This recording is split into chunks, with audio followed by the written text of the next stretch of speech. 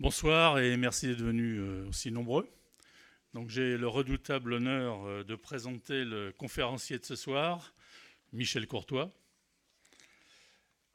Alors je vais essayer d'être bref malgré sa carrière plantureuse.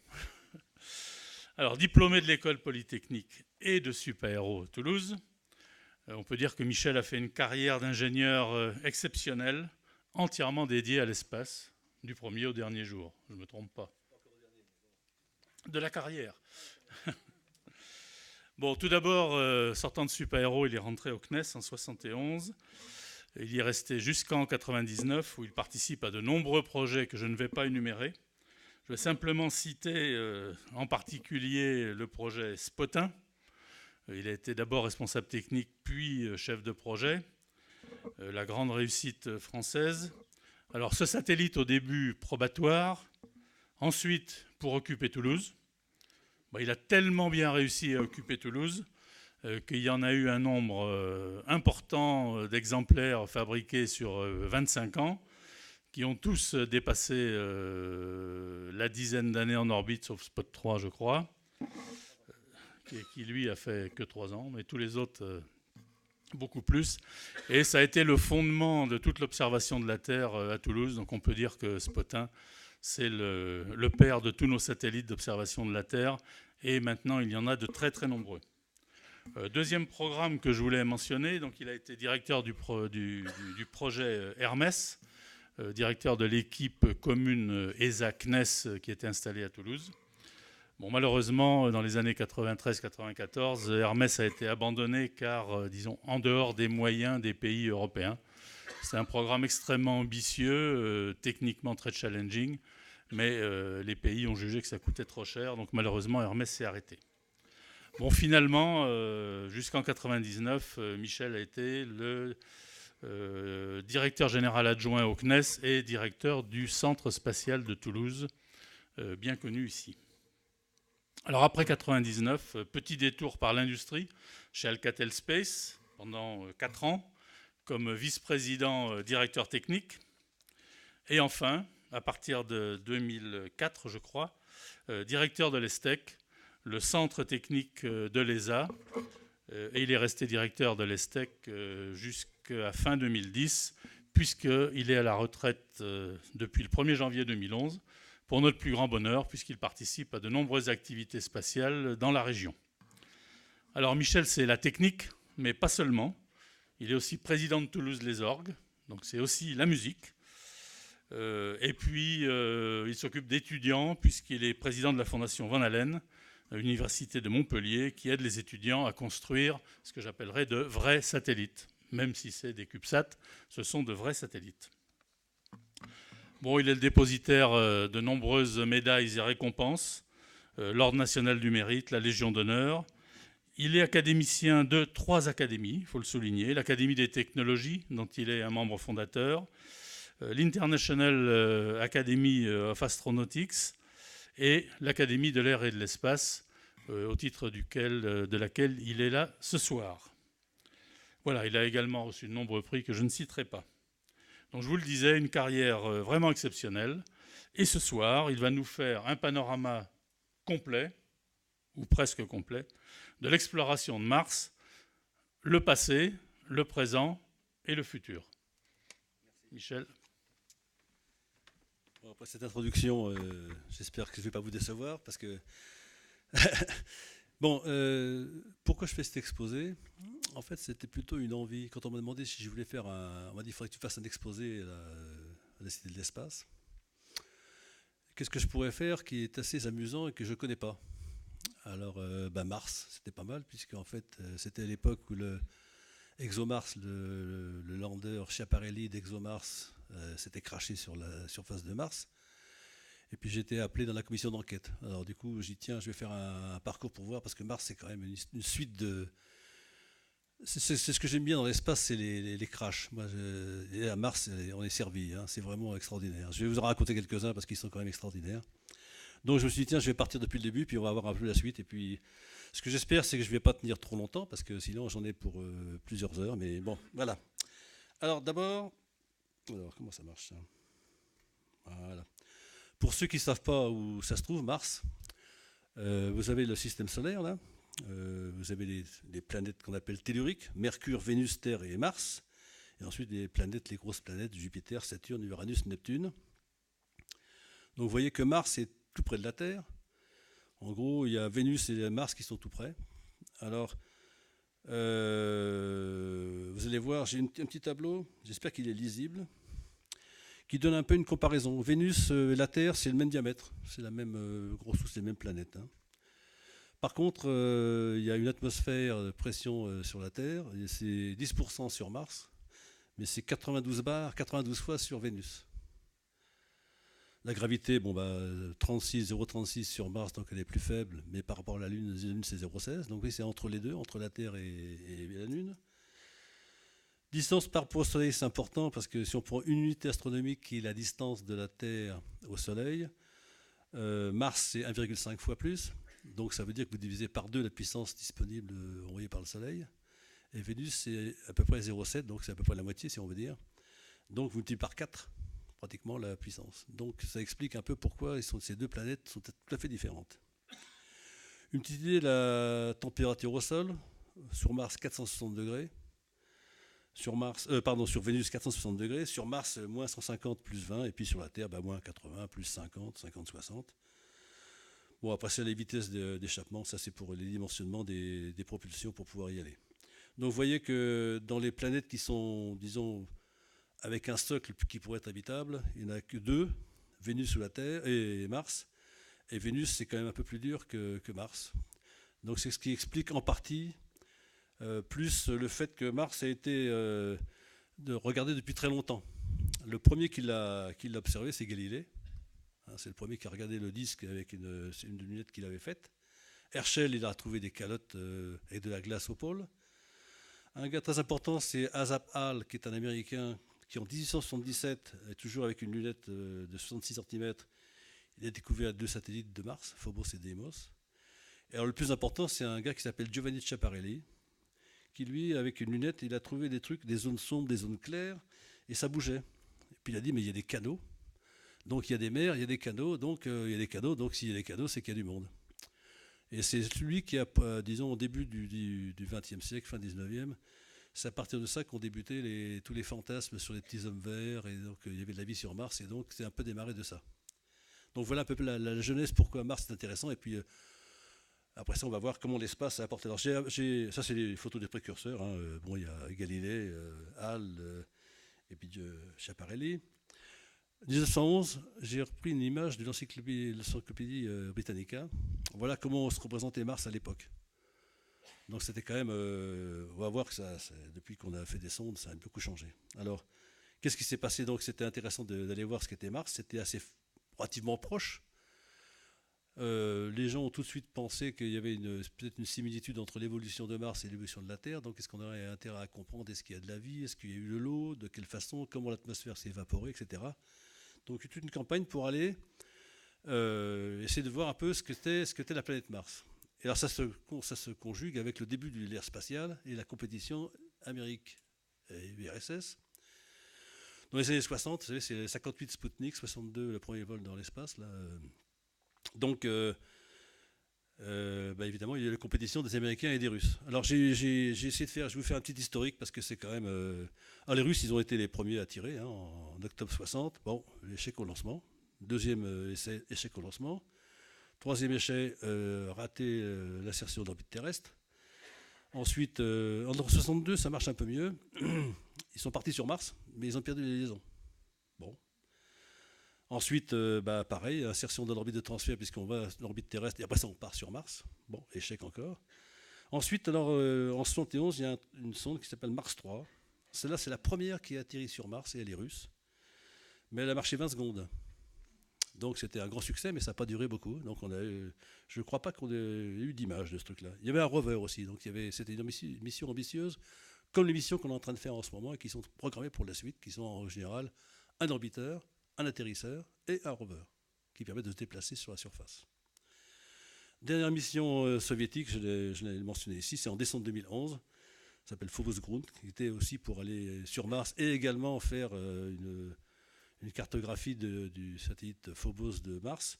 Et celui-là aussi, ça a échoué à l'échec. Et je crois que c'était un dernier essai des Russes. Alors, place aux Américains. 64, Mariner 4. En 65, premier survol de Mars. En 69, Mariner 6 et 7. Pareil, survol de Mars. Donc, ce sont des sondes qui passent à proximité, qui font des photos, mais qui ne s'arrêtent pas. Et puis Mariner 9, 1971, qui est le premier qui se satellise autour de Mars. Donc, c'est la première satellite artificielle de Mars. Vous retenez 1971. Ensuite, 75, les sondes Viking. Donc, ces deux sondes qui ont été lancées en août et en septembre 75. En général, on tirait par deux. Les voyageurs, c'est pareil, toujours pour des questions de fiabilité et de disponibilité. Et donc, ces deux sondes ont atterri et ont fait des photos, et ont pris des prises de vue, fait des carottages, fait des mesures. Et donc, on était les premiers à faire disons, de rechercher des traces de vie, chercher des choses. Ils n'ont pas trouvé grand-chose, quand même. Juste deux vues, une de Mariner 4 qui est passée au large de Vénus et une de Viking qui est le premier lander américain. Donc vous voyez, entre 1911 et puis Mariner 4, il y a déjà un grand progrès. Et à partir de Viking, on a des images qui sont quand même tout à fait autre chose. Et maintenant, vous avez des vidéos, des stéréos, tout ça, avec tout ce qu'il y a en orbite autour. Il y a eu à peu près 40 missions envoyées sur Mars depuis jusqu'en 2016. Donc c'est vraiment une destination importante. Bon, alors après ça, une fois qu'il y a eu Viking, c'était le plus intéressant. Donc on a commencé à regarder l'histoire géologique, qui était évidemment beaucoup plus compliquée que ce qu'on croyait. On a regardé aussi comment évoluait le climat. Et puis là, du coup, ça a continué à susciter intérêt. Mais entre 1975 et 1996, pendant 20 ans pratiquement, pas de mission américaine. Et puis les Russes ont continué avec le même succès. 88, 92. Et est arrivé un orbiteur important qui est Mars Global Surveyor, qui est le premier américain qui a fait une orbite quasi polaire, une orbite héliosynchrone commandée sur la Terre, là, et qui a fait les premières photographies systématiques de la planète. Ensuite, 96, Mars Pathfinder. Alors, je ne sais pas si vous vous souvenez de Mars Pathfinder, c'est celui qui a embarqué le petit robot Sojourner, qui faisait 180 kg, qui a fait les premiers dizaines de mètres sur la surface de Mars. Bon, les Russes ont, donc comme je disais, n'ont pas tiré jusqu'en 2011, mais toujours sans succès. Et après ça, je vais vous parler des trois suivants qui sont deux sondes américaines qui ont été tirées en 90-99, Mars Climate Orbiter et Mars Polar Lander, qui ont tous échoué. Alors celle de Mars Climate Orbiter, vous avez sûrement entendu parler, parce que c'est là où ils se sont trompés entre les FIT et les mètres. Les gars, les ingénieurs des industries, c'était Lockheed Martin, il avait fait tous ces calculs de trajectoire, tous ces machins, ces dimensionnements, tout ça en unité anglaise. Et les opérateurs du JPL, ils travaillaient en mètres. Alors, au cours de route, ça s'est vu, mais ils ont raté la planète. Bon, ça n'a pas été très apprécié. Bon, c'est de cette date-là, d'ailleurs, que la conquête d'exploration des planètes du système solaire, c'est le JPL en Californie, à Pasadena, à une exception de 2 ou 3 expériences qui sont également très bonnes, dont la dernière, c'est Pluton, qui sont faites par le Johns Hopkins University, qui est sur la côte Est, qui est le grand rival de JPL, mais qui travaille plutôt pour les militaires, alors que le JPL est uniquement sur la partie civile. Donc voilà, 90-99, on continue. Les Japonais. Alors en 98, les Japonais ont lancé une sonde qui s'appelle Nozomi. Alors ils n'ont pas eu de chance non plus. Ils sont partis et puis ils sont ramassés un vent solaire important et un orage solaire. Donc ça a détruit une partie du système de puissance. Ils n'avaient pas subi de décontamination biologique. Et donc la communauté s'est demandé s'ils devaient continuer à aller sur Mars ou pas, au risque de se cracher sur Mars et donc de contaminer la planète. Alors après avoir tourné pendant un petit moment, au bout de 300 jours, ils ont raté la planète, mais volontairement, pour éviter de se cracher et donc de polluer toute recherche de vie si jamais il y avait des bactéries sur place. Bon, on continue. Ensuite, Mars Odyssey américain, succès, relais télécom en orbite, mesure d'atmosphère, étude toujours pareil, recherche de l'eau et géologie. Et ensuite, en 2003, c'est 2003 qui est une année très fructueuse, puisque 2 missions avec des rovers américaines. Ce sont les rovers Spirit et Opportunity. Vous avez déjà entendu parler peut-être d'eux, hein, qui sont posés et qui ont fait pas mal de prises de vue, de carottage, de mesures. Et en même temps, en 2005, a été lancé un satellite qui est toujours en orbite, qui s'appelle Mars Reconnaissance Orbiter. Alors je vous mentionne celui-là parce qu'il est très important. Ses caméras sont beaucoup plus performantes que les autres. Et c'est celui-là qui a retrouvé pas mal de choses qui sont un de ses activités, c'est de pister et de retrouver tous les débris qu'on a lancés. Je vous montrerai quelques exemples. En particulier, on s'est servi de Mars Reconnaissance Orbiter pour faire l'expérience Schiaparelli là, de 2016.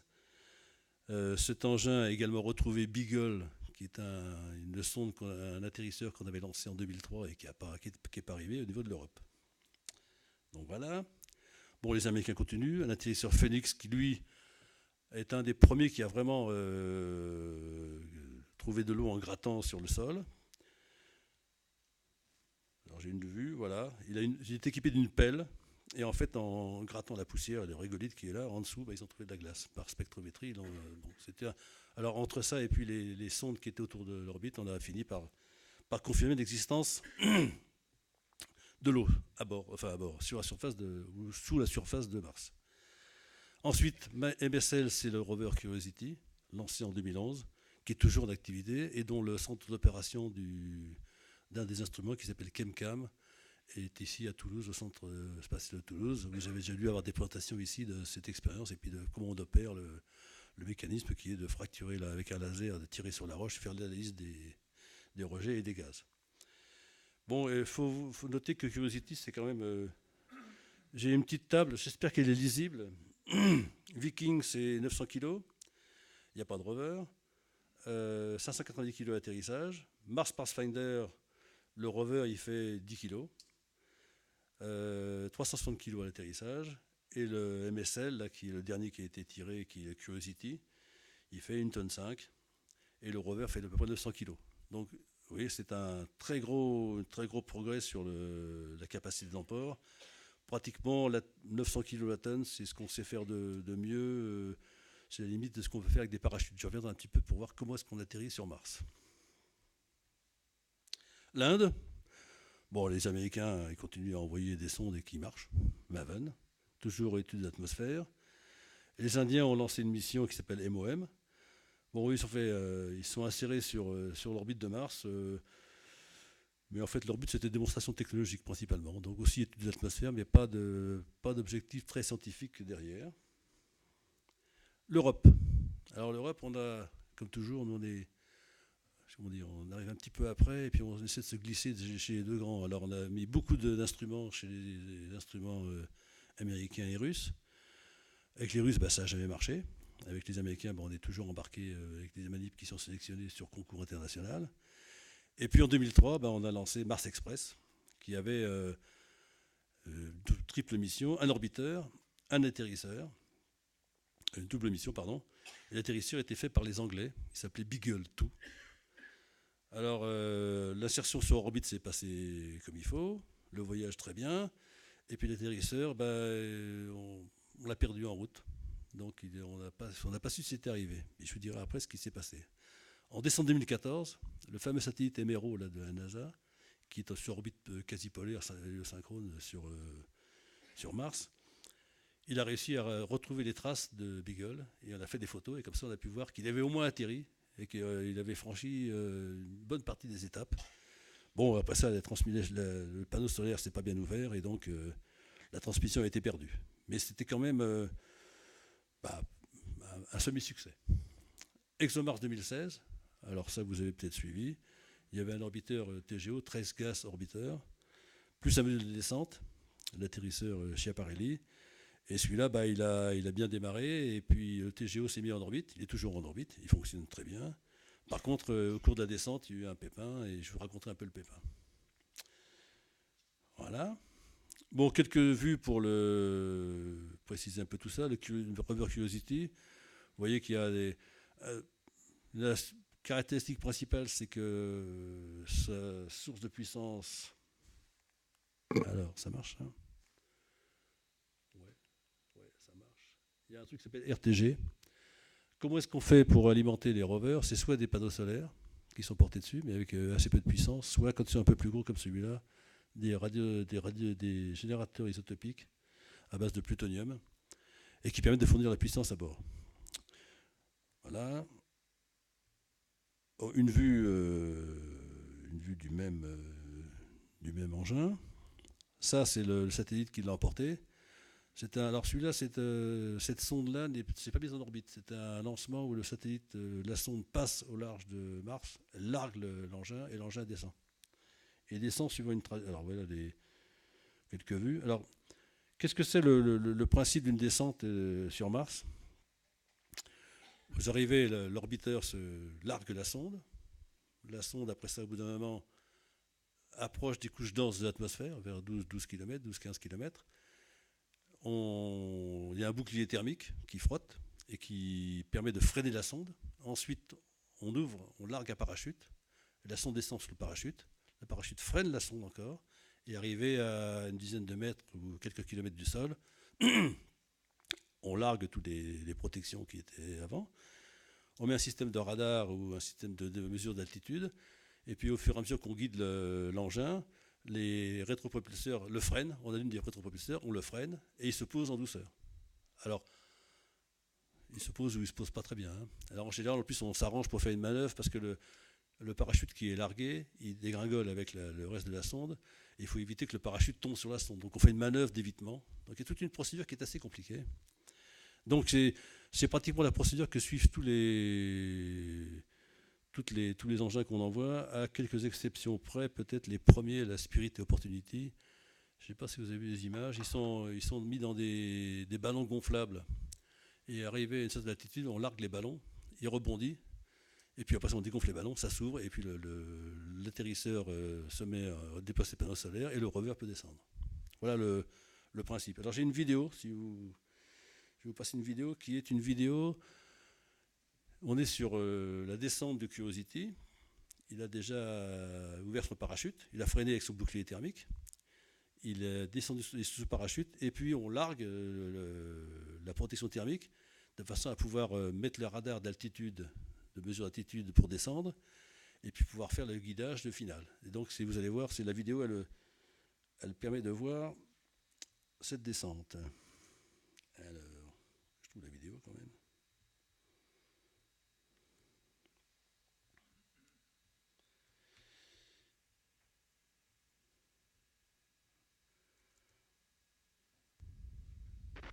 Il y a le son, c'est comme pour Huygens, il y a un ampli, un récepteur. Voilà, ça c'est le largage de la protection thermique. Et là vous avez le rover qui est attaché, et le parachute qui est au-dessus. On voit le bouclier thermique qui est largué. Puis vous allez voir, petit à petit, il va s'approcher du sol de Mars, et il va se poser. Alors donc on va entendre le bruit du vent, parce qu'il y a des tempêtes, des vents pratiquement violents sur Mars. Et puis vous allez entendre le moment où les propulseurs s'allument pour freiner et poser tranquillement le rover. Donc ça c'est une vue du sol. Alors un des problèmes aussi c'est que l'atmosphère de Mars c'est 1% de l'atmosphère terrestre. Donc toutes les opérations qui sont délicates se font à des altitudes assez basses, à 10, 12 km, 9 km. Donc il faut freiner tout ça de 28 000 km/h à 0 ou à quelques mètres secondes. Et donc il faut faire ça, il faut trouver une zone assez plate. Je vous rappelle que par rapport à la surface moyenne, il y a des montagnes qui sont relativement importantes. Hein. Le volcan Olympus, là, qui est le point culminant, fait 22 km à comparer aux 8 km de l'Everest. Donc il faut choisir sa zone, si possible qu'il soit intéressant scientifiquement, mais qu'il puisse, puisse se poser sans qu'il soit de travers ou qu'il soit un peu de guingois. C'était un peu le problème de Philae, puisque Philae, il s'est trouvé dans une espèce de crevasse, là, ça n'a pas été terrible. Donc voilà, vous voyez la descente, vous entendez le vent. Donc il y a tout un décollage. Ça c'est l'image des propulseurs, des rétrofusées.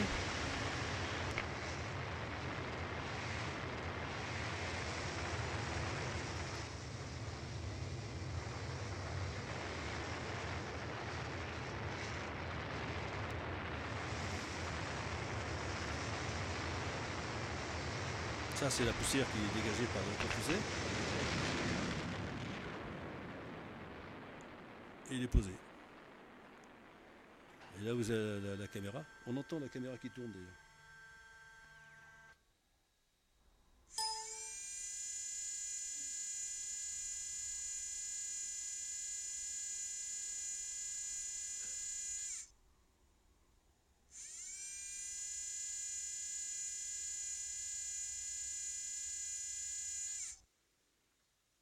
Et ça, c'est Chemcam, le mât qui est prise par la caméra après l'atterrissage.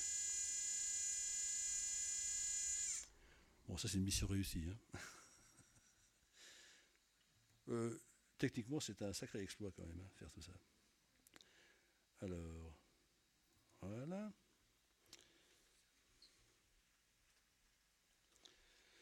Donc, le principe est toujours à peu près le même. Hein. Alors, une petite vue de Schiaparelli, l'ExoMars 2016, le projet de l'agence qui est parti en 2015 et qui est arrivé en décembre, avec la séparation de la capsule qui emportait le... Alors, l'objectif, il y avait deux objectifs à cette mission. Hein. C'était une mesure des composants de l'atmosphère, en particulier du méthane, puisque le méthane est un des éléments qu'on cherche pour savoir si c'est d'origine biologique ou bien minérale, et puis également mesurer les composants de cette atmosphère. Et puis il y avait une mission qui était de vérifier si on sait descendre et si on maîtrise toute la stratégie de descente et d'atterrissage. À bord de cet atterrisseur, il n'y avait pas de puissance, il y avait des batteries, donc il y avait un fonctionnement qui durait quelques heures, et puis après ça, c'est des fins de mission. Donc le but vraiment de la mission, le but, pas celui qui racontait, mais celui qui était derrière, c'était savoir si on s'est maîtrisé, puisque le premier en 2003, on avait échoué, est-ce qu'on s'est maîtrisé la descente. Alors, en quelques mots, comment ça s'est passé? La sonde, là, le TGO, largue la capsule. 3 jours avant d'arriver sur Mars, la capsule on met en spin, elle est stabilisée. On lui donne les conditions initiales de positionnement par rapport à la planète. Ensuite, on détecte. Alors, il y a une centrale, il y a un élément important, c'est qu'il n'y a pas dans cette phase-là, il n'y a pas grand-chose comme actuateur. Il est donc spiné, et puis il y a une centrale inertielle avec des accéléromètres et des gyros. Les gyros, ça donne l'attitude, les vitesses. Les accéléromètres donnent les accélérations sur les 3 axes du véhicule. Et en intégrant tout ça, on détecte quand la pression de l'atmosphère est suffisante, et là, on démarre la descente, la séquence de descente. Et deuxièmement, en intégrant les mouvements, on calcule l'attitude de la capsule. Il n'y a pas de repère autre que l'intégration un peu bestiale, si je puis dire, toute bête de ce détecteur. Alors donc il descend, il freine correctement avec son bouclier qui est devant, là, le bouclier thermique. Ensuite, on ouvre le parachute. Et là, le parachute il s'ouvre à peu près Mach 2, à peu près, donc supersonique. Et l'ouverture du parachute se fait en 2 secondes. C'est un parachute qui fait 12 mètres de diamètre. En 2 secondes, il est ouvert, mais il s'ouvre de façon assez aléatoire, puisqu'il est dans le jet supersonique du flux de l'atmosphère de CO2 de Mars. Alors, ce qui se passe, c'est qu'il y a un choc assez violent quand le parachute se tend. Choc qui est mesuré par les gyroscopes. Et les gyroscopes, ils sont assez curieux parce que on peut paramétrer les vitesses, un seuil de vitesse maximum dans ce gyro. Et quand on dépasse la vitesse maximum, il met pendant un certain temps la vitesse max. Alors, les ingénieurs de Thales, pour ne pas les nommer, pensaient que la stabilité de cette valeur était de 15 millisecondes. En fait, elle était de 1 seconde. Alors, vous imaginez, le truc, il prend un pet à l'ouverture du parachute, il passe le seuil à 180 degrés par seconde, 187 exactement. Pendant 1 seconde, il met 187. Mais, pour calculer l'attitude de la capsule, on intègre les vitesses. Donc, au lieu d'avoir une vitesse qui fait ça, on a un truc constant à 180 degrés par seconde pendant 1 seconde. Donc, l'engin, il dit, 180 degrés par seconde pendant 1 seconde, je suis cul par-dessus tête. Il pense, il ne l'est pas, mais il le croit. Alors, jusque-là, c'est pas très grave. Et une fois qu'on est un peu plus loin, il largue le bouclier thermique, il largue tous les objets qui sont devant, de façon à pouvoir mettre les radars de mesure d'altitude en action. Et le radar, il mesure la distance au sol, mais en fonction de l'angle de la capsule. Et avec l'attitude, vous corrigez du cosinus pour avoir la vraie altitude. Mais le cosinus, il dit ah, cosinus, c'est négatif. Là, je suis à plus de 50, je suis cul par-dessus tête. Alors ça, c'est pas prévu, je suis cul par-dessus tête, donc j'ai atterri. Donc je largue tout, je mets les boosters, je mets le... Et évidemment, c'est pas le cas. Et le test d'après, il est à 3,7 km du sol, et tout s'arrête, et donc il dégringole en chute libre. Voilà ce qui s'est passé. Donc, alors le rapport d'enquête va être publié là. Alors il y a plusieurs. Après ça, pourquoi on est arrivé là? Ça, c'est une histoire. Celle-là, je ne sais pas si elle sera publique, mais enfin, l'histoire est celle-là. Mais pourquoi il y avait une seconde et pas 15 millisecondes? Ça, les mecs l'ont pas vu. Et puis le choc et la séparation, ils n'avaient pas imaginé qu'il y avait des chocs pareils. Or, quand on regarde l'enquête a été faite avec des gens du JPL qui ont déjà l'expérience de ce genre de truc. Quand on voit comment le parachute s'ouvre, le parachute il s'ouvre, il fait des gonflements, des dégonflements, il va à droite, il va à gauche, et donc les vitesses transverses pendant très peu de temps, pendant 0,5 secondes, sont extrêmement élevées, puis après ça se calme. Puis quand il est sous parachute, il descend tranquillement, quoi. Donc ça aurait été pensé un peu différemment. Le truc il est vertical, c'est vertical, quoi. À 30 degrés pas, c'est pas grave. Donc on a presque failli atterrir, mais on n'a pas atterri à cause d'un truc comme ça. Bon voilà, c'est l'histoire de Schiaparelli. Alors, le problème c'est que c'était censé mettre au point la séquence de descente pour celui qui va tirer en 2020, qui lui embarque un rover. Alors, on ne sait pas bien comment ils vont faire en sorte pour corriger toutes les erreurs qui ont été faites dans le premier, quoi. Voilà, donc c'est en cours. Là, on devait avoir la revue critique de définition au mois de juillet. Et il faut sans doute revoir un peu l'architecture du software, la façon de calculer, la façon de prévoir les saturations et tout ça. Donc, alors celle de 2020 elle est un peu plus compliquée puisque la mission embarque un rover qui fait aussi à peu près 800 kg. C'est une mission qui est faite avec les Russes. Donc il y a un partage des responsabilités entre les Russes et les Européens. Encore un peu plus compliqué que ce qu'on avait jusqu'à présent. Et alors comme il est plus lourd, au lieu d'avoir un seul parachute de 12 mètres, on a une série une drogue, c'est-à-dire un petit truc qui tire un parachute supersonique de 15 mètres, une deuxième drogue qui tire un parachute de 35 mètres. Donc rendez-vous en 2020 pour voir ce qui se passera, quoi, grosso modo. Hein. Bon, voilà à peu près l'histoire aujourd'hui.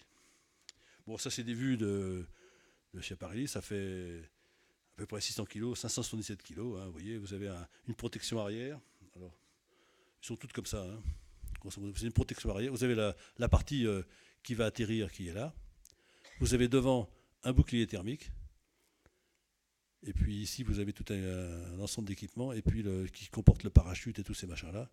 Et puis une protection arrière, de façon à ce que le flux thermique qui passe comme ça autour, qui turbule derrière, ne perturbe pas la température intérieure. Voilà à peu près, c'est tout ce que fait comme ça. Hein.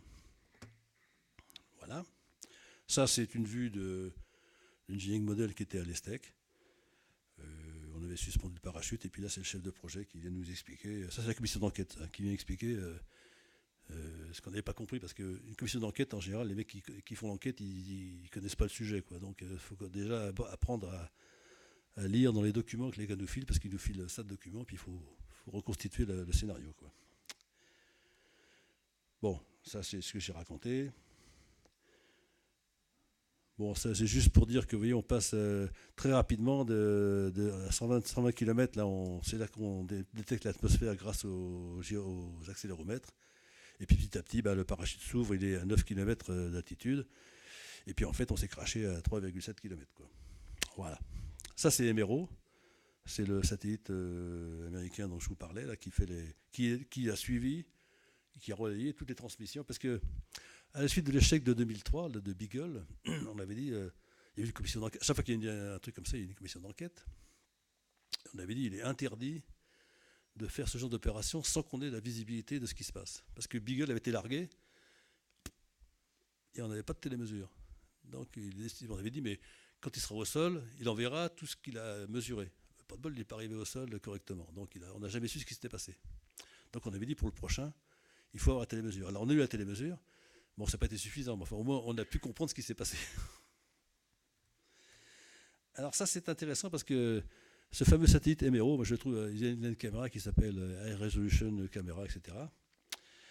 Et il est assez balèze parce que là, c'est Curiosity, le rover américain, là, qui est filmé par le MRO pendant sa descente, sous parachute. Ça, c'est Phoenix Lander, celui que j'ai écrit tout à l'heure, qui est filmé par le même MRO. On le voit ici, là, en bas à gauche de l'image. Ça, c'est de la glace qui est prise. Ça, c'est des glaces prises par. Ça, c'est ExoMars. Ça, c'est Beagle qui suit. Ça, c'est une vue d'artiste du largage de l'atterrisseur Beagle. Ça, c'est ce qu'il aurait dû voir une fois atterri au sol avec les panneaux solaires qui permettent de la puissance. Et puis voilà ce qu'avait détecté MRO sur Beagle. Donc il a retrouvé avec son panneau solaire qui n'est pas entièrement déployé. Donc avec ça, on a pu comprendre un peu après ce qui s'est passé, quoi. Et alors, dans l'enquête de Schiaparelli, on a utilisé le même satellite qui nous a fourni les photos du parachute, du bouclier et du truc qui était craché, quoi. Donc on a depuis, c'est intéressant quand même parce qu'on peut comprendre. Bon, Phoenix, ça c'est une autre sonde. On va peut-être passer un peu rapidement. Alors qu'est-ce qui se prépare là maintenant? Parce que pour aller sur Mars, en gros, il y a des fenêtres de tir, j'y viendrai tout à l'heure, en gros tous les 26 mois, donc en gros tous les 2 ans. Donc tous les 2 ans, il y a une campagne pour essayer de partir en orbite pour aller rejoindre la planète. Alors en 2018, il y a une mission américaine sur laquelle on est partie prenante avec un sismomètre fait par l'IPG, l'Institut de physique du globe. C'est une mission qu'embarque la NASA et elle devait partir en 2016, mais le sismomètre, il a eu des problèmes, même plusieurs problèmes. Donc on était obligé de repousser le lancement de. Alors évidemment, à chaque fois qu'on repousse, ça coûte assez cher puisqu'il faut prendre 2 ans de plus dans la vue, quoi. Et donc ce qui était prévu, c'était en 2016 et repoussé à 2018. Ensuite, j'ai parlé de la mission de l'agence en 2020 avec un rover européen. Alors, avec un module de descente russe, une stratégie de descente qui est mixte russe-européenne. Le lancement doit être un Proton, je pense. Hein. En même temps, en 2020, la NASA envoie son rover 2020 qui est une duplication du rover Curiosity qui était tiré en 2011. Et puis, les Chinois. Alors, j'ai vu apparaître une mission chinoise en 2020 encore, avec un atterrisseur à un rover qui ressemble un peu au rover d'avant, quoi, grosso modo. Donc rendez-vous en 2020, parce qu'en 2020, il va se passer pas mal de choses quand même. Hein. Il y aura du monde sur la planète.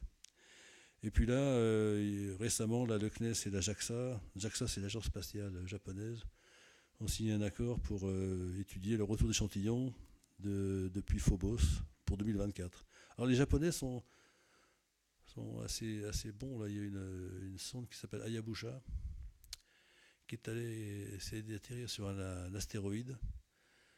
Alors qu'il y a eu énormément d'ennuis, ils ont perdu des roues, ils ont perdu des propulseurs, ils ont perdu plein de trucs.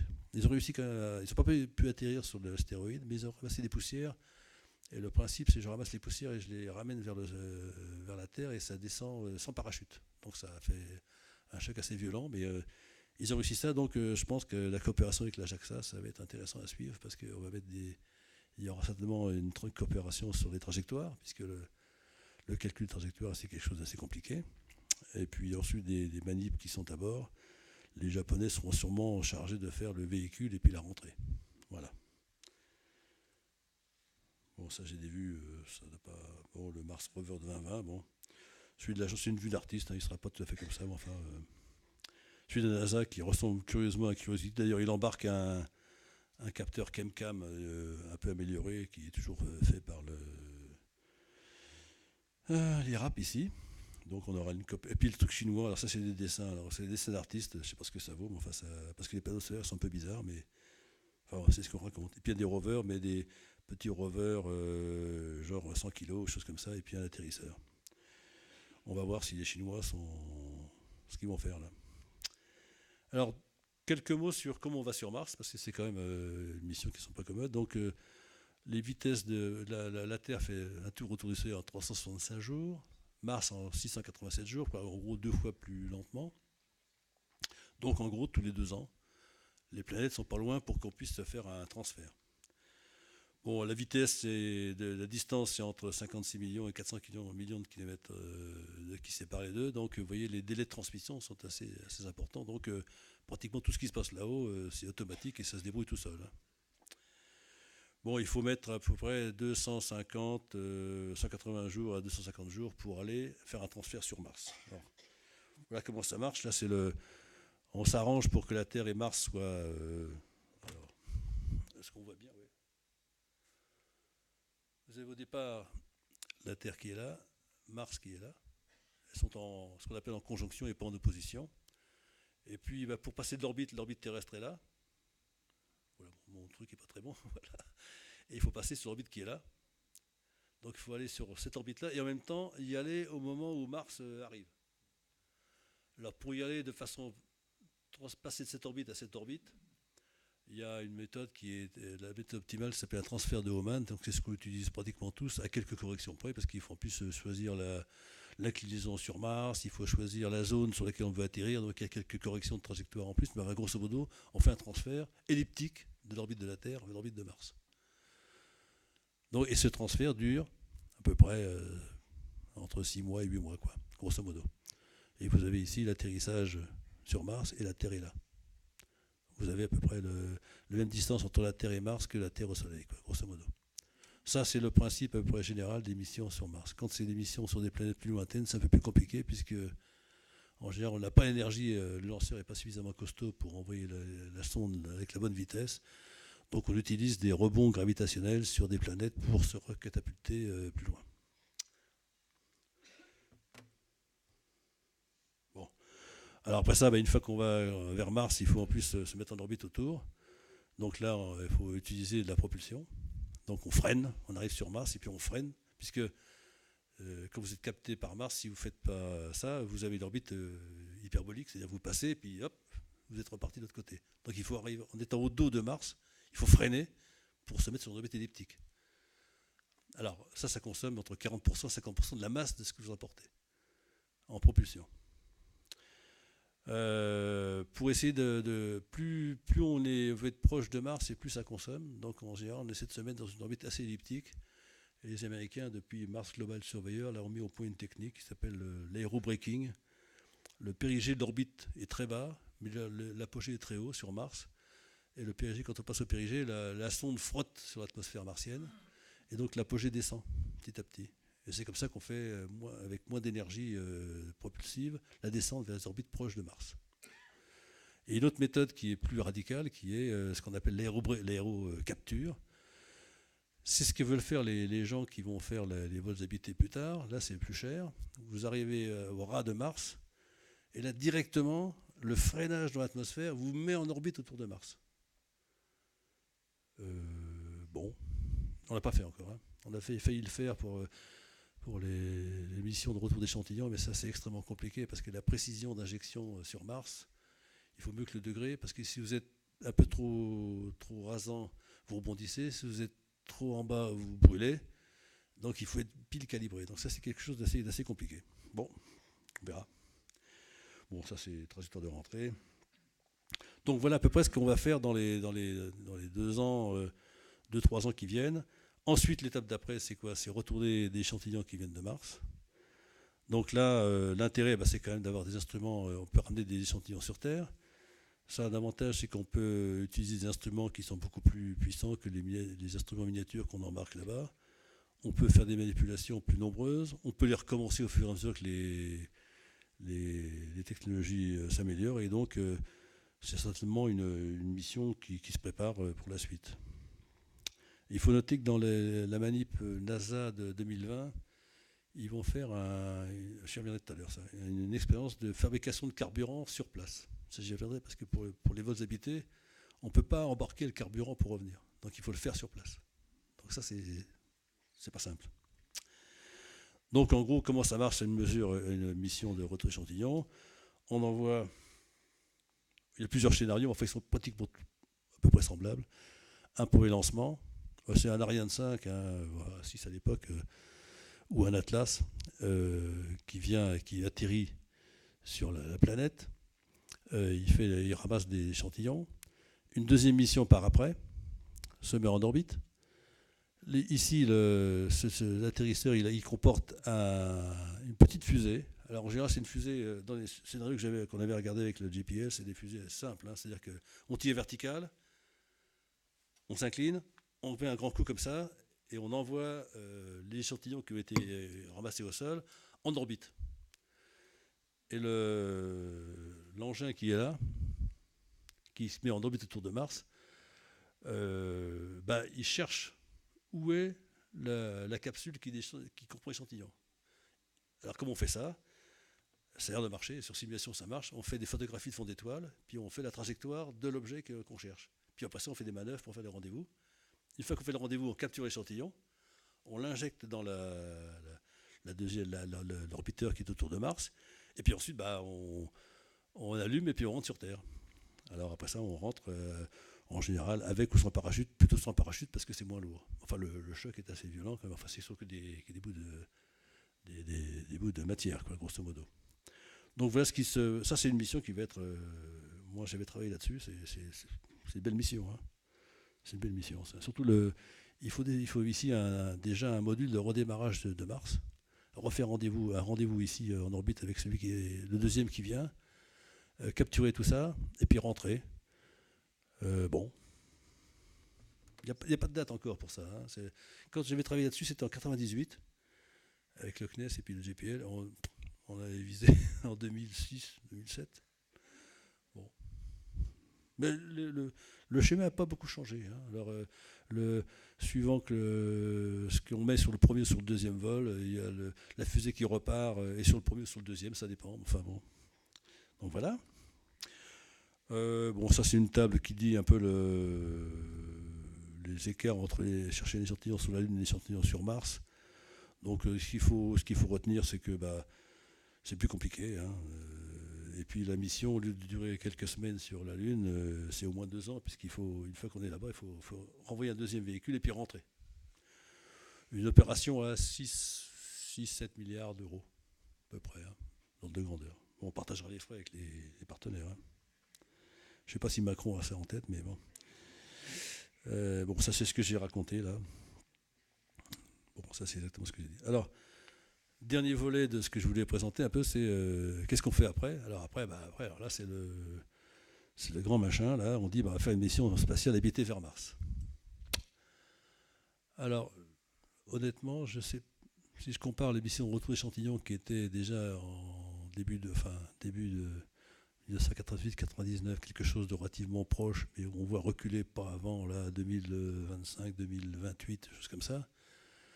La mission spatiale habitée, ça c'est une autre paire de manches parce que dès qu'on envoie des hommes sur Mars, tout de suite ça devient plus compliqué. Alors je vais essayer de vous présenter quelques. J'ai un petit tableau. Voilà. Un petit tableau qui compare un peu. Pour se faire une idée, il faut comparer une mission Apollo, qu'on connaît maintenant à peu près bien, et une mission martienne. Alors, la durée de la mission. Apollo, c'est 12 jours, il faut y aller. Et puis on sait que si jamais ça ne marche pas bien, on l'a vu sur Apollo 13, on sait faire des trucs quand même pour rentrer assez rapidement. Bon. Là, on est parti pour 640 jours ou 900 jours, suivant la façon dont sont faits les trajectoires de retour. Je vous expliquerai ça tout à l'heure. Donc les gens qui partent sur Mars, ils partent pour 600 jours, donc en gros 2 ans. Et ils savent que de toute façon, ils ne pourront pas revenir avant. Donc psychologiquement, c'est déjà un des problèmes de savoir que vous partez et puis vous ne savez pas quand vous allez pouvoir revenir. Bon, alors évidemment, il faut que le volume habitable soit plus important que sur la Lune. Vous êtes au passage, vous passez longtemps, donc vous êtes soumis à toutes les radiations solaires et interstellaires. Donc c'est à peu près 10 à 20 fois les doses normales tolérées sur le sol. Vous avez également vous êtes confiné pendant très longtemps, puis il faut avoir de la nourriture et tout ça. Deuxièmement, pour revenir sur Terre, de la Lune, normalement, c'est 3 jours. Là, c'est en gros de 6 mois à 2 ans. Bon, donc il faut pouvoir être complètement autonome et pouvoir avoir un service médical, tout le bastringue sur place. L'atterrissage et le décollage, alors pour aller sur la Lune, il n'y a pas d'atmosphère, donc on sait comment faire. Là, c'est ce que je vous ai dit, on fait un aérocapture, on se pose sur Mars. Alors, Les missions les plus ambitieuses se posent avec des propulseurs. Mais là, je dirais tout à l'heure, ce sont des fusées qui n'existent pas aujourd'hui. C'est encore plus compliqué que les fusées Saturne. Il y a 2 programmes américains qui sont la fusée SLS et puis une fusée que Elon Musk veut faire suite à ses Falcon Heavy. Alors lui, c'est autre chose. Il veut aller jusqu'à des cargos et des transports de passagers jusqu'à 100 personnes. Il va commencer par 6 quand même. Hein. Les autres sont aussi pour 6. Alors la question, c'est aussi comment constituer l'équipage pour qu'ils se tolèrent pendant... Il faut les isoler quand même, qu'ils aient un peu de tranquillité. Donc la cohabitation est assez difficile. Et il y a quelques manips qui sont faites d'ailleurs dans des conditions isolées pour voir un peu quelles caractéristiques. Faut-il des femmes à bord, pas de femmes à bord, quel est le caractère, comment on les choisit. Bon, il y a ça aussi. Et puis il faut savoir que pour repartir, on ne peut pas embarquer les ergols qu'il faut pour revenir. Ce serait trop lourd. Et donc il faut sur place fabriquer le carburant qui va permettre de rentrer. Donc vous voyez, pour aller là-bas, il faut pouvoir permettre aux gens de vivre pour un certain temps, donc d'avoir de la nourriture. Il faut qu'il y ait de l'énergie, il faut qu'ils puissent se protéger des radiations sur place, non seulement sur le trajet, mais également sur place. Et puis il faut aussi fabriquer des propergols, du méthane et puis Donc dans 2020, là, la NASA va faire une petite usine pour voir si on sait fabriquer à partir de ce qu'il y a sur le sol, avec une réaction qui s'appelle la réaction de Sabatier, là, qui à partir de l'hydrogène et puis du CO2 fait du méthane et de l'eau. Donc de l'eau pour les cosmonautes et puis du méthane pour pouvoir faire une partie du carburant. Alors juste autre chose, c'est que en télécom, évidemment, les délais ne sont pas les mêmes. Hein. On a à peu près entre 3 et 20 minutes de liaison qui ne sont pas continues. Donc là aussi, il faut certainement faire une infrastructure télécom pour que les gens puissent communiquer une fois qu'ils sont sur place. Donc ça demande une infrastructure avant. Et puis les masques qu'on place en orbite, en gros, mission Apollo, c'est à peu près 120 tonnes, quoi, grosso modo, et puis on pose 7 tonnes sur la Lune. Là, il faut poser entre 400 et 1000 tonnes, à peu près. Et puis qu'on envoie, et puis il se pose à peu près 60 à 80 tonnes sur place. Donc ce sont des défis qui sont d'un autre ordre de grandeur de ce qu'on a vu jusqu'à présent. Alors ça se traduit par... Ah oui, ça c'est le... Quels sont les scénarios pour aller et revenir de Mars, hein, grosso modo. Alors, il y en a essentiellement 2, dites d'opposition ou de conjonction. Le départ est toujours le même, hein. Vous reconnaissez la même trajectoire. Vous partez de la Terre, Mars est là, la Terre est là. Vous partez, vous rejoignez, en gros 6-8 mois, quoi, 10 mois maximum. Et puis suivant que vous revenez rapidement en s'appuyant sur Vénus pour réaccélérer et revenir sur la Terre, ou bien vous attendez que la conjonction soit favorable pour rentrer, vous avez soit des missions de en gros 650 jours, mais vous passez que 30 jours sur Mars, donc en 30 jours on ne fait pas grand chose, ou bien c'est plutôt 900 et quelques jours, là, 910 jours. Par contre, vous restez 550 jours sur Mars, donc pratiquement pas 2 ans, mais pas loin. Par contre, on a le temps de faire des choses. Mais pour que les gens puissent passer tant de temps que ça sur Mars, il faut qu'ils aient de l'énergie.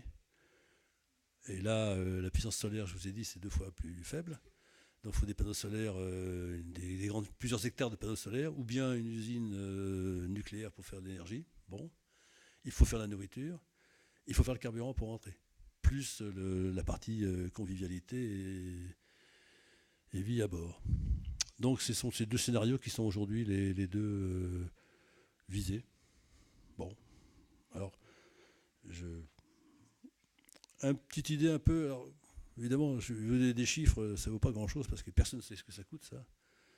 Mais c'est des gens qui font des comparaisons. Apollo, c'est 165 millions d'euros ou de dollars, pardon.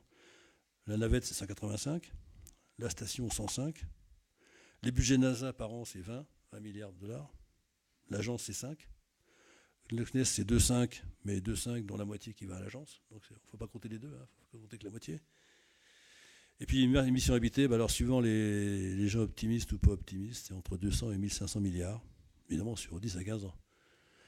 C'est des Noria de plusieurs lancements par semaine, par an, plutôt un par semaine à peu près, pour pouvoir...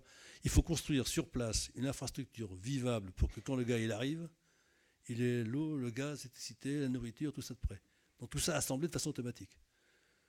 Donc je pense que c'est un défi fantastique. Quand on fera ça, on aura fait quelque chose. Je ne sais pas si ça sert à grand chose, mais on aura fait quelque chose. Bon, Euh, bon, alors, il y a un truc qui s'appelle la Mars Society. Je vous recommande d'aller voir sur le net quand même. Il y a des vidéos de Elon Musk qui sont absolument fabuleuses. Hein. On s'y croirait. C'est très très bien fait. C'est bien expliqué. C'est sa méthode habituelle, c'est-à-dire qu'il envoie son premier étage revient, l'étage d'après repart. Enfin, je vais vous expliquer ça un petit peu après. C'est très très bien fait. Et puis vous avez une société là qui lobby pour avoir des. Évidemment, on peut faire beaucoup mieux, c'est-à-dire qu'on envoie un cargo qui dépose des choses, on envoie un autre, et puis on revient avec la capsule qui revient. Mais ça, il faut des propulseurs qu'on ne connaît pas. En propulsion nucléaire, plus du plasmique, plus. Donc tout ça, il y a énormément de technos qui sont à développer. Alors, quand même, on ne fait pas complètement rien. Enfin, juste un commentaire, c'est une affaire américaine. Hein. À part les Américains, je n'ai pas entendu parler vraiment de réflexion un peu poussée, et même de pré-développement ailleurs. Bon, l'Europe, il n'y en aura pas. On dira avec eux s'ils y vont, plus ou moins. Enfin, je ne sais pas, on verra. La NASA développe deux engins qui sont censés aller soit à la station, soit sur la Lune, soit sur Mars. C'est une capsule Orion. Et puis un lanceur lourd SLS, dont le premier vol avec équipage est prévu en 2021. Et le premier vol automatique était prévu en 2018 et il a glissé en 2019, là, récemment, là, depuis le mois de mars. Et puis après ça, ce sont des résidus du programme Constellation qui était un programme pour le retour de la Lune. Enfin, il reste quand même ces activités-là. Et puis après ça, il y a plusieurs concepts qui sont en parallèle. Là, il y a Elon Musk qui, lui, va faire une fusée encore beaucoup plus puissante. Et puis emporter... l'idée, c'est de coloniser Mars.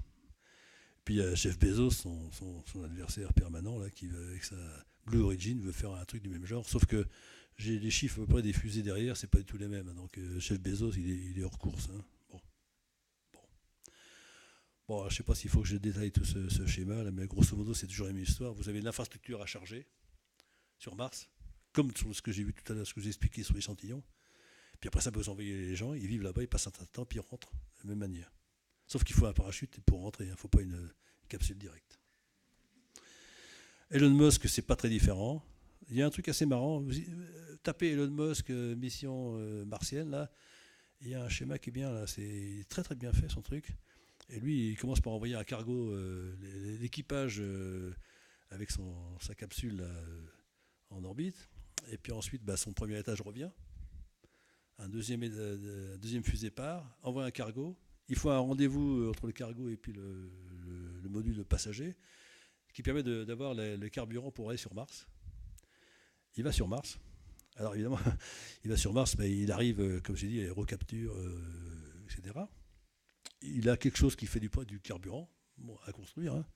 Il recharge l'engin et puis il rentre. Sur le papier, ça a l'air assez simple, mais il n'y a rien qui existe. Alors, il y a quand même eu un test de la capsule Orion avec un Delta 4 en 2014. Donc ça avance, hein, mais c'est une des briques côté NASA.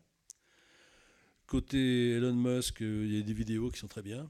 Et il y a le moteur là, de ce truc-là. Il y a 42 moteurs aujourd'hui dans la configuration qui est choisie pour faire la propulsion du premier étage.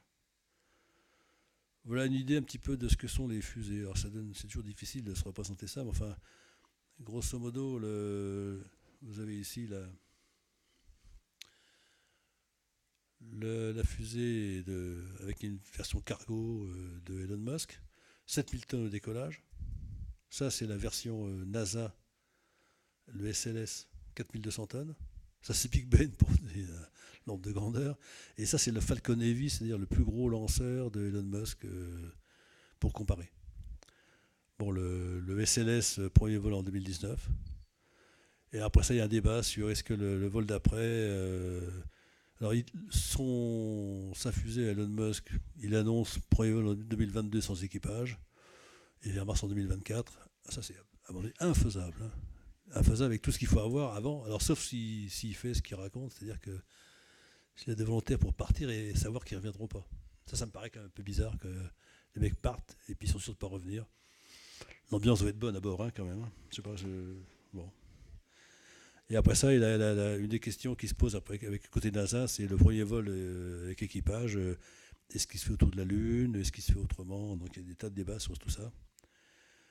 Bon, je ne sais pas s'il faut aller beaucoup plus loin. Ça, c'est une vue d'artiste du transporteur de Elon Musk, alors avec des grands panneaux solaires, un bouclier thermique. Un bouclier thermique ici pour faire la rentrée sur Mars. Les propulseurs également là. Alors, il y a autre chose que je n'ai pas cité, mais quand on va coloniser quelque part, il faut trouver un site. Et puis à chaque fois qu'on va sur Mars, il faut se placer au même endroit. Sinon, c'est pas évident. Hein. Ça veut dire pas aller sur Mars, c'est d'aller à cet endroit-là, à quelques dizaines de mètres ou kilomètres près.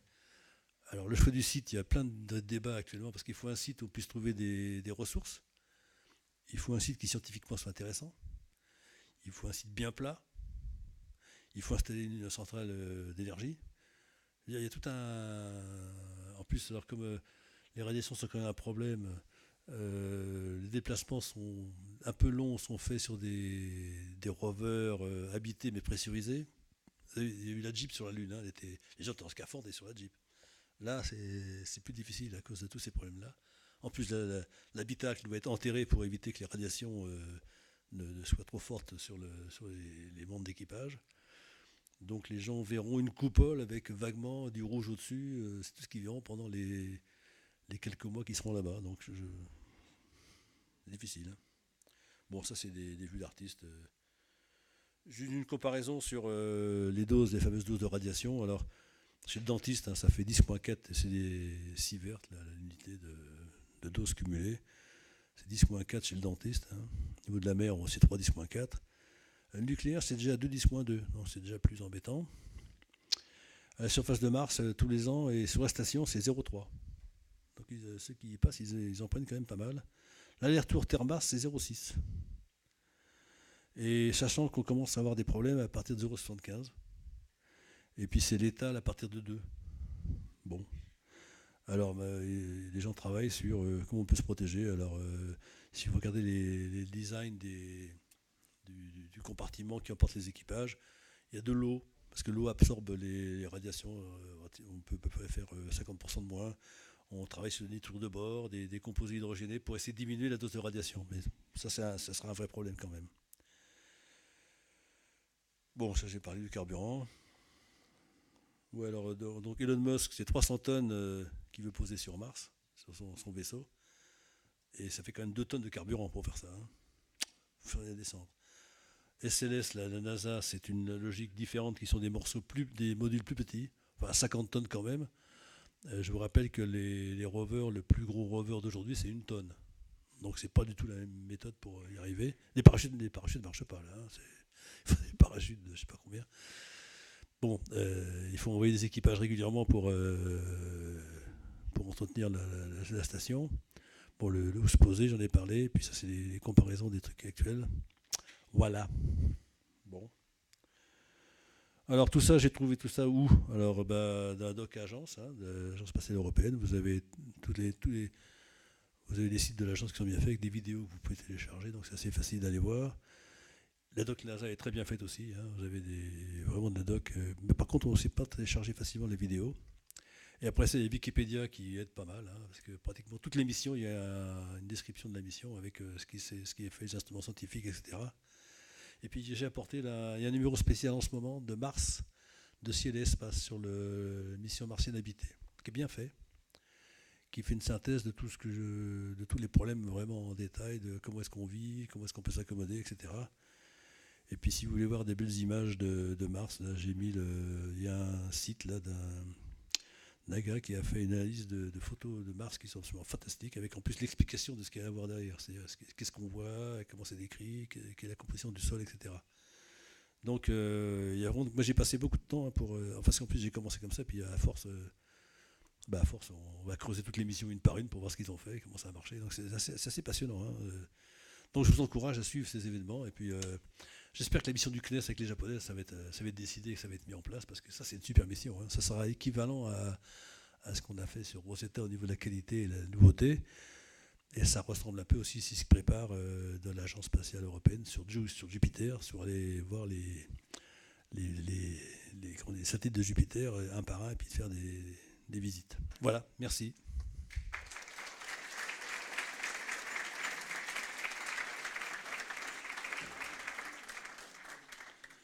Bon, merci Michel pour ce panorama complet.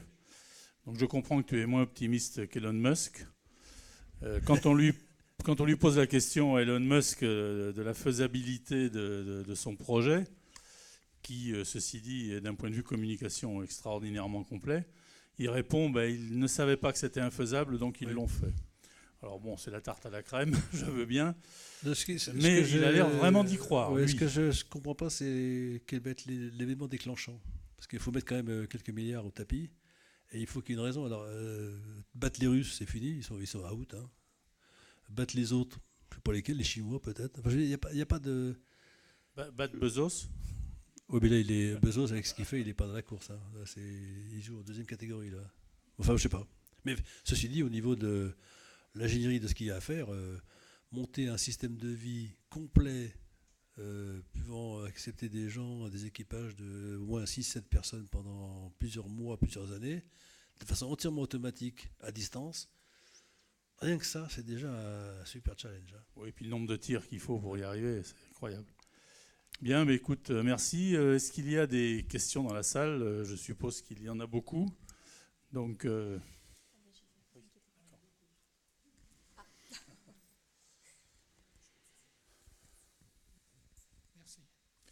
Oui. Bonsoir monsieur, merci de cette présentation. J'ai plusieurs questions, mais je vais me limiter quand même à deux, si je me permets. Je ne suis pas sûr que tu peux répondre à tout. Hein. Non, mais c'est parce qu'il faut que tout le monde puisse parler. La première, c'est une question simple. C'est le système de grue qui a été utilisé il y a 5 ans pour Curiosity. Vous n'en avez pas parlé. Est-ce que ce système est obsolète ou est-ce qu'il peut... Non, je pense que ce sera le même pour 2020. Toujours d'actualité. Ce sera le même pour 2020. C'est une des façons d'avoir les rétrofusées au-dessus, et puis de déposer de façon souple. Hein. Parce que le problème, c'est quand on arrive à proximité du sol, c'est d'éviter que les engins se percutent. Donc il y a toutes des manœuvres qu'on appelle les collision avoidance, d'évitement.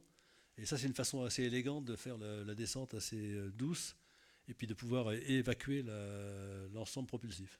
Et la mission 2020 aura le même genre de système. Okay, l'agence, je ne sais pas. Je sais pas. Pardon ? Le projet ESA, je ne sais pas comment il sera. Le projet ESA, oui. Je ne pense pas qu'on ait ça. On fera un truc un peu du même genre que celui qu'on a sur 2016, mais un rover, il faut quand même le poser doucement. Hein, donc, je ne sais pas. Là, je ne connais pas le système. Là. Je sais pas. Bon, si je peux me permettre, une deuxième question. Oui, allez-y. Dans une mission, à l'aller, j'entends déjà, l'orbite, il y a des corrections d'orbite. À partir de quel moment la sonde, enfin le véhicule spatial, est abandonné à lui-même, c'est-à-dire avec ses instruments, etc., entièrement automatique. C'est à quelle distance, à quel moment de la mission? Je n'ai pas en tête, là, mais enfin, en gros, les corrections de trajectoire, on les fait le plus loin possible de l'attraction de la planète qu'on veut viser, hein, parce que ça coûte moins cher. D'ailleurs, les orbites qu'on vise ne sont pas des orbites, on tire dans l'écliptique, hein, puisque toutes les planètes sont écliptiques, mais en fait, on s'arrange pour faire des corrections pour que, en fonction de l'angle qu'on va donner, on est sur une orbite ou polaire, ou équatoriale, ou autre chose. Donc il y a des trajectoires avant, qui sont plusieurs milliers de kilomètres avant, qui après ça, qu'on ajuste au fur et à mesure, puisque en appui de tout ça, ce que je n'ai pas mentionné, c'est qu'il y a des réseaux sol avec des antennes de 35-70 mètres pour faire la trajectoire et l'orbitographie. Et en fonction de ça, on laisse pratiquement on ne corrige pas très près parce que ça coûte extrêmement cher. Ça, hein. Si vous arrivez sur la planète, quand vous êtes capturé par la planète, vous êtes sur orbite hyperbolique et là les vitesses relatives sont extrêmement fortes, donc il faudrait des poussées importantes. Donc on s'arrange pour viser ça avant. Puis on recale au fur et à mesure. Oui, mais parce que les ellipses d'atterrissage d'atterrissage, puisque c'est le mot qui est toujours utilisé, même sur Mars, les ellipses ne sont pas gigantesques. Oui, mais là, une fois qu'on a largué, une fois que vous avez largué la sonde là, qui va descendre, il n'y a plus rien à faire. Hein. Oui. Ça se débrouille. Donc il faut être à la bonne vitesse, à la bonne altitude et au bon angle. Puis après ça se débrouille. Après, ça se débrouille. Enfin, ça se débrouille. Vous n'avez pas de propulsion tant que vous n'avez pas pu larguer les protections thermiques pour pouvoir activer ça. Si vous voulez faire ça avec des propulseurs en plus, ça Ça, c'est encore plus compliqué, parce qu'il faut des propulseurs comme Hermès ou des trucs comme ça, qui ont des propulseurs avec des protections thermiques et qui marchent aussi avec les protections existantes. Ça, c'est tout le développement encore. Ouais. Et c'est lourd, ça. Ok, merci. Le driver, c'est le poids. Hein. C'est vraiment... oui. Sur la décontamination, tu as parlé tout à l'heure de risque de contamination. Qu'est-ce qu'on craint en matière de contamination et qu'est-ce qu'on fait pour décontaminer un objet qui va... Alors, c'est le problème du vol habité, ça. Pour envoyer des mecs sur Mars, pratiquement, il faut être sûr qu'il n'y a pas de vie. Sinon, on va tout perturber, quoi, grosso modo. Donc, actuellement, ce qu'on fait, on les passe en étuve, on les chauffe, les équipements, et puis on s'arrange pour qu'il y ait le moins de bactéries possible qui résident dans les équipements. Et avec ça, il y a toute une procédure de propreté qui est respectée, qui était agréée au niveau de l'ONU, hein, ce truc-là. Donc, je ne sais pas ce que ça vaut vraiment. Hein. Moi, on ne sait pas passer le satellite complet dans une étuve. Donc on passe les équipements, pas tous. On fait le max qu'on peut, mais il en reste quand même. Donc, parce que l'important, c'est de voir qu'on ne mesure pas des bactéries qu'on a apportées nous, quoi. Mais dès qu'il y aura l'être humain là-dedans, c'est fini, la bactérie. Là. Donc en fait, il y aura du vol habité s'il n'y a pas de vie. S'il y a de la vie, ça va être encore un élément qui va retarder pour savoir qu'est-ce que c'est que cette forme de vie élémentaire et comment est-ce qu'on peut l'identifier. Je crois que ce sera aussi un paramètre important qui sera précurseur de toute mission habitée. D'où l'intérêt des retours d'échantillons. Puis la mission 2020, elle a des carottages à 1 mètre ou 1 mètre 20 aussi pour aller voir assez profond, parce qu'on pense que plus bas, il y a peut-être des choses. Mais on n'a pour l'instant pas d'idée de la forme que ça peut prendre. Hein. Petite question, quand une mission est réussie, on mentionne rarement les industriels. Quand elle est loupée, on le mentionne. C'est normal ? Non. Non, c'est pas. Il n'y a pas de. Non. C'est-à-dire que la commission d'enquête se passe toujours après. Donc, quand il y a votre commission d'enquête, on ne parle plus de personne. Hein. Donc, ça marche, ça a marché, bravo, etc. Puis après ça, on voit la séance qui se déroule. Quand il y a un pépin comme ça laisse des traces quand même. Parce que, donc, on cherche un peu où a été faite la défaillance pour essayer de ne pas la reproduire. Quoi. Donc, et d'ailleurs, je pense que sur Beagle, j'avais été participé à l'enquête à l'époque, là, après 2003, là, enfin 2005. Comme on n'avait pas de télémesure, c'était un truc qui était raccroché à ExoMars, mais qui n'était pas vraiment géré par l'agence, qui était géré par l'agence anglaise. Il y a déjà eu le débat sur qui n'a pas fait ce qu'il fallait. Alors, comme il n'y a pas de télémesure, et en plus c'était un gars qui s'appelle Pillinger, un anglais, qui s'était fait payer une bonne partie de ça par Coca-Cola et par de la pub. Donc il n'était pas content, qu'il dise c'est pas moi, c'est de la poussière, c'est autre chose. Alors du coup, maintenant qu'on a localisé la sonde, pas tout de suite, mais je pense qu'on va reprendre. Alors les Anglais, c'est avec les Anglais qui travaillent là-dessus, hein, pour savoir ce qui s'est passé. Et je pense qu'on va finir bien par comprendre si c'est le panneau qui s'est mal ouvert, si c'est autre chose, etc. On en parle parce qu'il y a des choses à dire. Sinon, quand ça marche, on fait des colloques après ça scientifiques sur ce qu'on découvre. Hein. Enfin, aujourd'hui, les orbiteurs ont tous bien marché. Enfin, je parle des orbiteurs européens. On peut dire que ont tous bien marché, 100% quand même. On maîtrise très bien la technique d'aller et de se mettre en orbite sur Mars. C'est pas mal. Après, l'atterrissage, on ne maîtrise pas bien en Europe. Franchement, aucun des deux n'a marché, quel que soit l'industriel, je dirais. Mais quand on regarde le Schiaparelli, il y a eu une connerie de fait, mais c'est une connerie. On suppose qu'on leur a laissé les 15 millisecondes et pas la seconde. Le machin, il est arrivé en bas.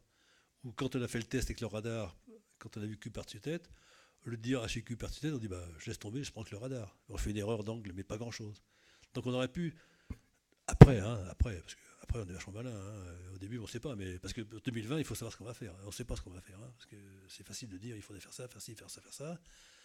Après ça on a dit les télémesures, elle n'est pas très bonne parce qu'on n'a pas tout. Oui, mais le débit est très faible. Et puis les événements qu'on veut traquer sont très courts. Hein. On veut la seconde dans des événements qui font 180 degrés par seconde en choc. Donc il faut échantillonner, stocker, redistribuer après. Il y aura encore un compromis quelque part qui n'aura pas tout. Donc, mais c'était pas loin quand même. Oui.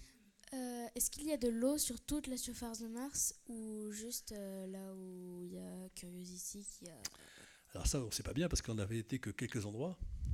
premièrement. Et deuxièmement, les sondes avec Mars Express en particulier, il en a trouvé au pôle sud. Puis dans des cratères. Mais il faut des endroits très protégés du soleil, pour pas que l'eau s'évapore, elle est sous forme de glace. Hein. Et puis on l'a trouvé aussi en creusant sous la poussière qui est sur le sol. Dans quelques endroits, on atterrit, parce que quand on choisit le site d'atterrissage, les scientifiques regardent où il pourrait y avoir de l'eau et trucs comme ça. Donc on choisit la zone. Mais il n'y a pas de l'eau partout. On pense et on voit bien avec les images qu'il y en a eu. Et ce qu'on ne sait pas, c'est ce qu'elle est devenue et pourquoi elle est partie. C'est ça une des grandes questions en gros, qui se pose, c'est qu'est-ce qui s'est passé et est-ce que par hasard, c'est pas quelque chose qui peut expliquer la façon dont le cycle de l'eau marche sur Terre. C'est aussi des trucs qu'on n'a pas compris. C'est ça qu'on cherche à avoir pour voir un peu les évolutions de la planète d'ici, quoi. Mais il n'y en a pas partout de l'eau. Il y en a eu pas mal, parce que quand on regarde les photos, il y a eu des raffinements, des ruissellements, des canyons, des trucs comme ça. C'est des écoulements, ça. Mais on ne sait pas bien quand ça s'est arrêté et combien de temps ça a duré. On ne sait pas. Même si c'est une relativement petite planète, c'est quand même très grand. Et on ressent comme un grand besoin d'exploration un peu plus systématique, même, pour passer après du fantasme à la réalité.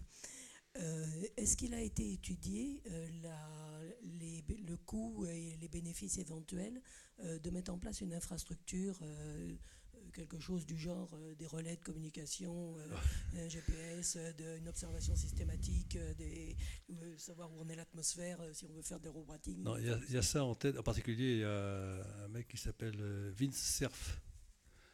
Vince Cerf, c'est un des fondateurs d'Internet qui maintenant est chez Google, là, qui fait la pub chez Google. Il est proposé dès 1998 d'installer un réseau de télécom en particulier. Parce qu'un des grands problèmes, c'est les liaisons. On a très peu de débit et relier à la Terre, il faut des grandes antennes. Et donc une des façons, c'est on utilise les relais Emero, Mars Express, on les utilisait pour relayer les données. Qui après ça se retransmettent sur la Terre. Toutes ces sondes qui sont en orbite, elles ont des grandes antennes de plusieurs, de 1 mètre, 1 mètre 50. Quoi. Donc c'est des grandes antennes. Plus les gros rovers, ils ont aussi des antennes qui directent du sol. Mais on manque de deux choses. Un équivalent GPS, mais là, c'est difficile. Alors on peut peut-être faire ça avec des systèmes plus fins, plus simples. Et puis les télécoms. Parce que ça, les télécoms, il faut monter les débits. Et ça, c'est tout de suite. Là, on monte dans les bandes. Hein, on était en bande S, maintenant on est en bande K systématiquement. Bon, mais il faut que les technos suivent. Hein. Donc je pense que. On a vu, j'ai parlé de MRO. Quand on regarde les premières images, les images, là, elles sont fantastiques en résolution. C'est parce que le débit a été augmenté. Mais les antennes au sol, il y a un réseau de l'agence, là, les antennes font 30 mètres. Et puis le Goldstone fait 70 mètres quand même. Donc, bon. Enfin, la techno, elle évolue assez vite quand même. Parce qu'on a maintenant. Au début, c'était quelques bits par seconde qui s'est passé, qui étaient échangés avec des codages pour éviter que le bruit ne perde de signal. Quoi. On a beaucoup changé ça. On ne changera pas le délai. Mais les cadences, on a vachement changé. Justement, l'idée de Vince Cerf, c'était d'installer un système là-haut, genre Internet. Comme ça, chacun qui envoie une manip, il est plugué à un réseau avec des protocoles existants. On n'a pas encore trouvé qui allait payer ça. Très cher. C'est un lancement, c'est entre 500 et 800 millions, quoi, grosso modo. Un truc comme ça. Donc, il en faut plusieurs. Il faut au moins quelques-uns. Il faut 5-6 au moins pour pouvoir faire des relais. Quoi.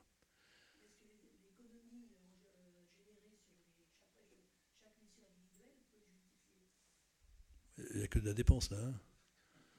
Je veux dire, c'est des missions, ça coûte ça. Il n'y a aucun revenu. On peut penser que si l'infrastructure est bien construite, ça permet d'avoir des missions. Non. Je n'ai pas fait le calcul, mais je ne pense pas, non. Le coût de l'infrastructure, il est énorme. Hein. Dès qu'on veut l'amortir sur les missions, il y a intérêt à faire les missions, quoi. À mon avis. Hein.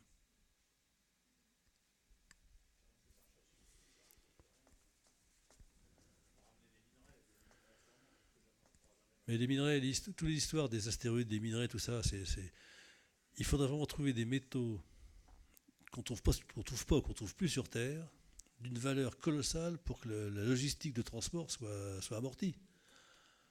Je ne sais pas quel est le coût du kilo rapporté, mais c'est énorme. Hein. Y a pas, je ne pense pas que ce soit une solution, ça. Enfin, pas encore. Merci pour cette présentation. Changement un petit peu de sujet. Sans parler des grands projets vers Mars, quid d'une base lunaire?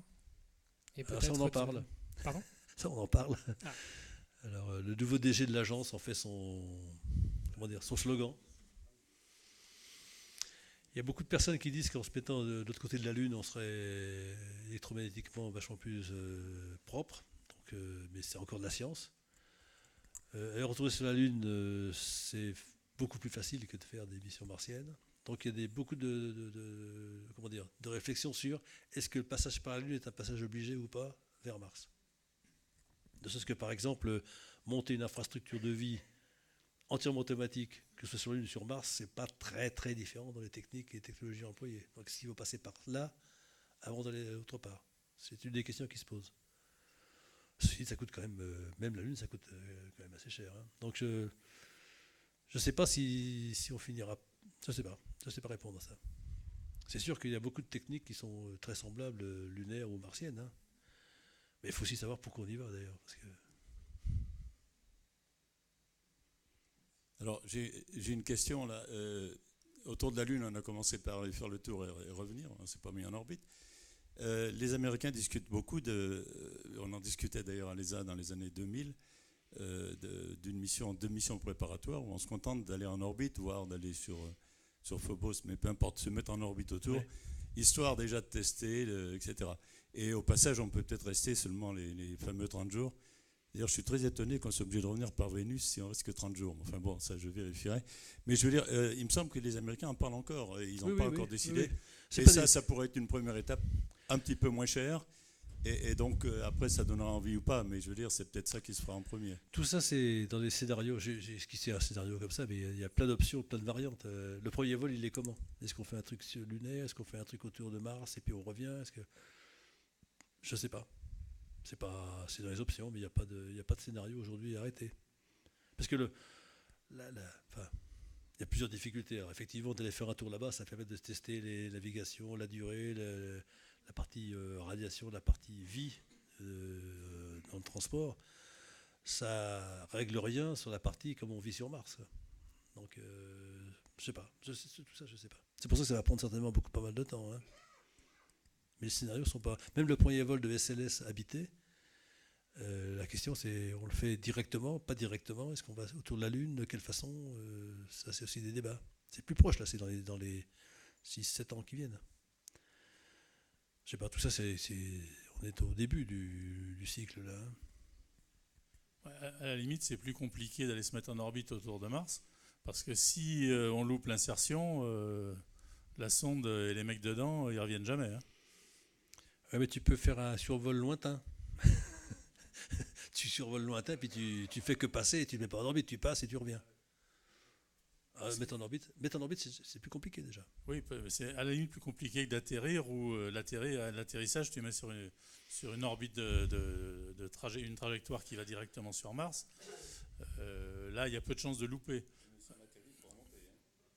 Non, mais je suis d'accord. Le problème, c'est que c'est vachement dangereux. Il faut remonter derrière. Donc, chaque truc est vachement difficile. Alors, passer au large de Mars, ça, c'est faisable, ça. Mais se mettre en orbite autour, il y a un risque énorme, parce que les mecs, si le timing n'est pas très bon pour une raison quelconque, hein, et que ça se met... Parce que la trouille qu'on avait tous quand il y a eu des mises en orbite autour de Mars, c'est que le satellite ne réapparaisse pas de l'autre côté et qu'il soit parti vers l'infini. Hein. Mais c'est comme la Lune, hein. Tu freines quand tu ne vois pas, quoi. Oui, mais enfin, on a quand même réussi des mises en orbite, c'est ce que tu disais, Michel, tout à l'heure. Oui, non. Et donc, non, c'est d'une complexité complètement différente.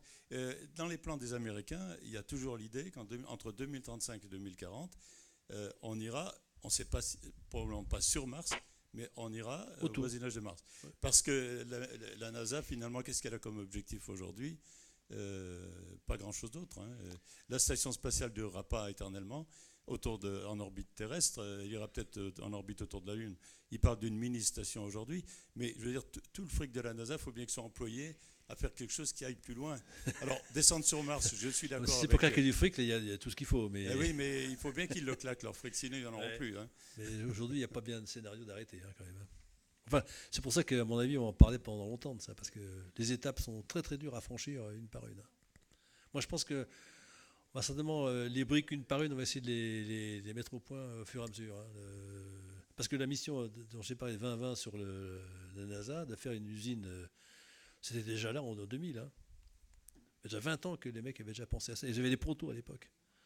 Donc tu vois le temps qu'il faut pour faire juste valider un concept. Et puis, alors là, c'est... c'est compliqué. Bien, mais il est 20h, donc l'horloge a sonné. Éventuellement une dernière question, s'il y en a une. Alors, une dernière question. Monsieur a déjà parlé, donc on va demander à monsieur. La question qui tue.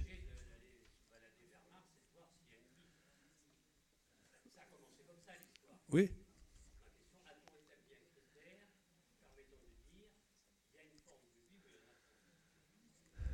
Aujourd'hui, on a de l'eau, on a trouvé du méthane. On n'a pas trouvé grand-chose d'autre. Hein. Non, mais aujourd'hui, c'est ce que dit Sylvestre Maurice. On sait qu'il y a eu des conditions où la vie aurait pu apparaître. Mais est-ce qu'il en reste ? Mais on n'a rien trouvé qui montrait qu'elle était effectivement apparue.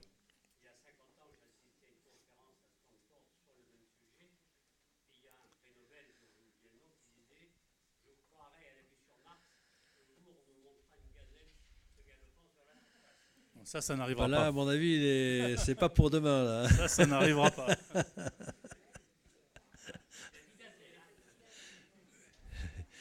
Bien, merci beaucoup, Michel. Merci à vous.